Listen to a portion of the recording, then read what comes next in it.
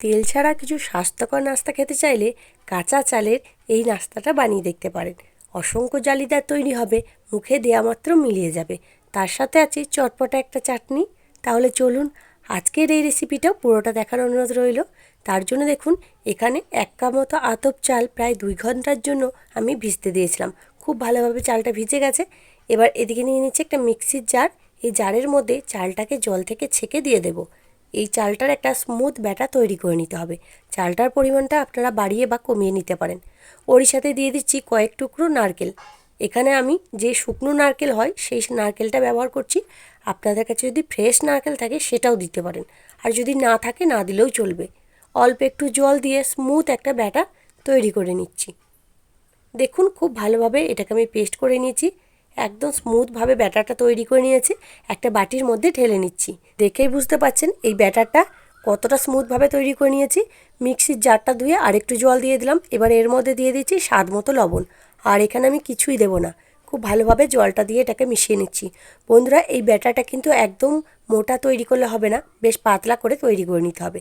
ব্যাটারের ঘনত্বটা দেখুন, আমি অনেকটাই কিন্তু পাতলা তৈরি করে নিয়েছি।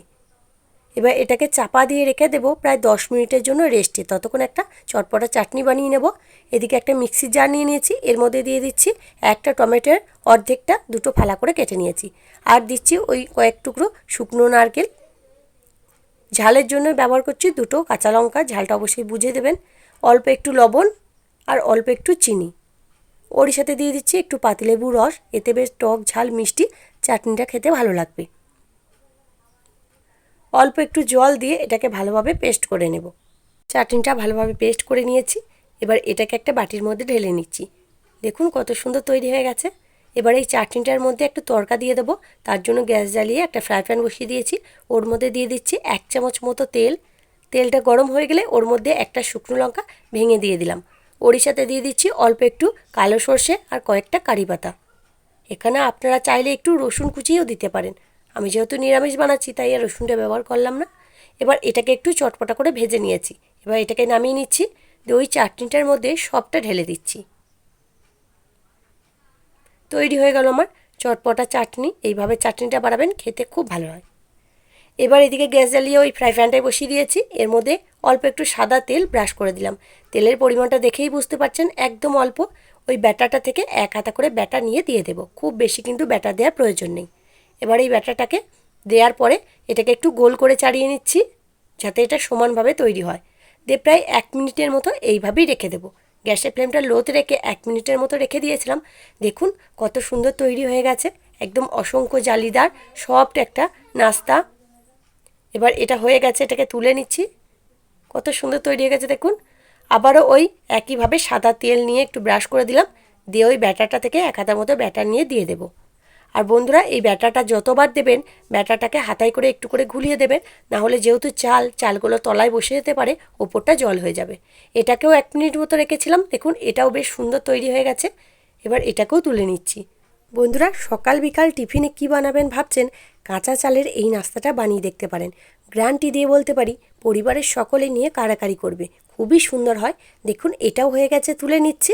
আবারও ওই একইভাবে তেল ব্রাশ করে দেবো। দিয়ে বাকি যে ব্যাটারটুকু আছে সেটা দিয়ে বানিয়ে নেব। আর বন্ধুরা, 1 কাপ চাল দিয়ে অনেক কটাই এই নাস্তা তৈরি হয়েছিল।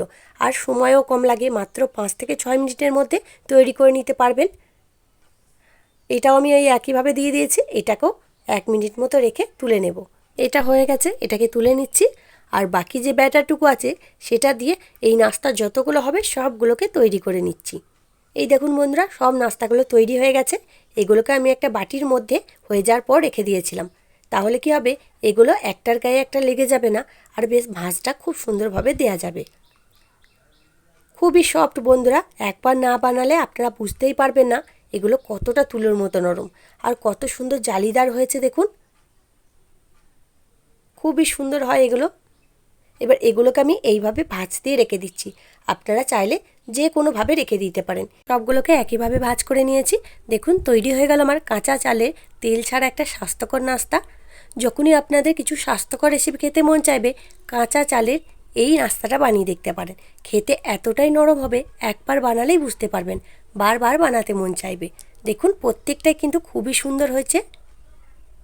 আর তার সাথেই চটপটা চাটনিটা বানাতে ভুলবেন না, খেতে একদম সুপার টেস্টি। তাহলে বন্ধুরা, আজকে আমার এই নাস্তা রেসিপিটা আপনাদের কাছে কেমন লাগলো সেটা কিন্তু অবশ্যই কমেন্টের মাধ্যমে জানিয়ে দেবেন। দেখে যদি একটু ভালো লেগে থাকে লাইক দিতে ভুলবেন না।